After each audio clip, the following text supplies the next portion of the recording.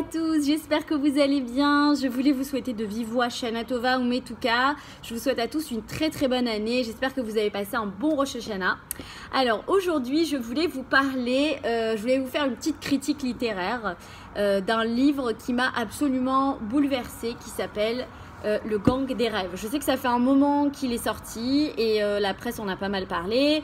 Sur des groupes de lecture aussi, il y a eu pas mal de débats là-dessus. Alors moi, je voulais juste vous dire que ce livre m'a littéralement transportée. Il est époustouflant par rapport à la manière d'écrire. Je trouve que l'auteur est extraordinaire. Il y a, en fait, l'histoire, c'est sur l'immigration des Italiens, des Juifs, des Irlandais à partir de 1910. Et c'est une histoire qui va s'étaler sur 20 ans. L'histoire d'une famille, ou plutôt d'une maman qui s'appelle Seta, et de son fils qu'elle appelle Natel. Mais en fait, en italien, c'est Christmas. Et en arrivant aux États-Unis, elle lui a donné ce nom Christmas. Et on va suivre en fait l'histoire extraordinaire de Seta et de Christmas qui est juste en fait un chef-d'œuvre. Voilà, c'est un chef-d'œuvre. Par contre, il y a des scènes qui sont très très dures, notamment il y a beaucoup de viols et c'est en fait à chaque fois que je lisais un chapitre, il y a en fait la plupart du temps je devais reprendre mon souffle par rapport aux émotions que ce livre m'a procuré, dans le sens où on est tellement pris dans l'histoire que non pas qu'on s'identifie aux personnages, mais on est attaché au destin de ces personnages. Et vraiment, il y a des chapitres, franchement, j'étais comme ça, je posais le livre et j'étais comme ça parce que je disais comment je vais faire pour continuer, tellement que c'était beau, c'était fort et c'était dur. Il y avait ces trois éléments.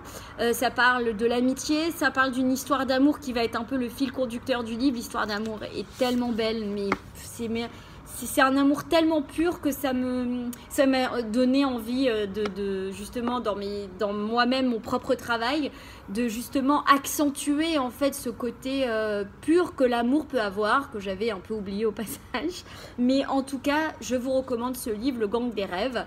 Et je voulais aussi vous parler d'un autre livre qui n'a rien à voir, qui s'appelle voilà, enfin qui s'appelle, tout le monde le connaît, hein, La vérité sur l'affaire Henri Kléber de Joël Dicker, qui n'a absolument rien à voir. Mais en fait, ce qui m'a surpris, c'est que ce livre a été encensé par la critique, et puis il a reçu un prix. Alors le prix, ça m'a énervé, hein. Voilà, je vous dis tout de suite, le prix m'a énervé parce que évidemment l'histoire est géniale. En plus, il a été adapté en film. J'ai pas vu le film encore.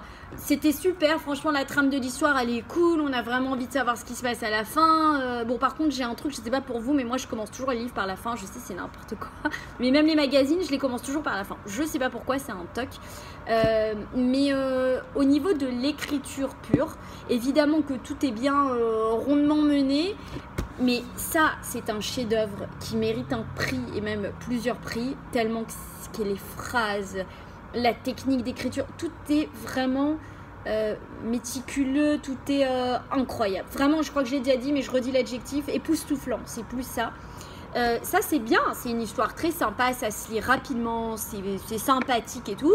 Bon, moi j'ai relevé quelques trucs qui m'ont beaucoup agacé, comme peut m'agacer les Musso que j'ai arrêté de lire, parce qu'il y a beaucoup de répétitions et je trouve qu'il y a quand même des facilités d'écriture et des facilités scénaristiques comme on dit, mais c'est pas vraiment un scénario, c'est un livre.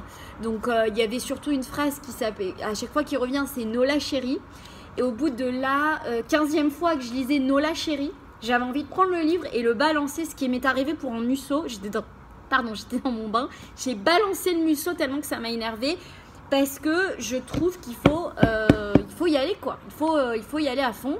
Et les répétitions, moi je suis contre les répétitions, bon après c'est très personnel, j'ai trouvé que c'était trop facile. Voilà. Donc je vous conseille ce livre absolument. Il y en a plein qui vont vous dire non, trop dur, j'ai pas aimé, c'est trop... l'ambiance elle est un peu glauque et tout ça, mais en fait ce livre donne tellement d'espoir sur tellement de choses qu'il faut le lire. Tandis que celui-là, ouais, c'est sympa aussi. Il paraît qu'il y a plein de jeunes qui lisaient plus. Grâce à Joël Dicker, ils ont recommencé à lire. Donc déjà, rien que pour ça, c'est vrai que ça vaut un prix. Mais en tout cas, je vous conseille numéro 1 et je vous conseille celui-là au cas où. Voilà.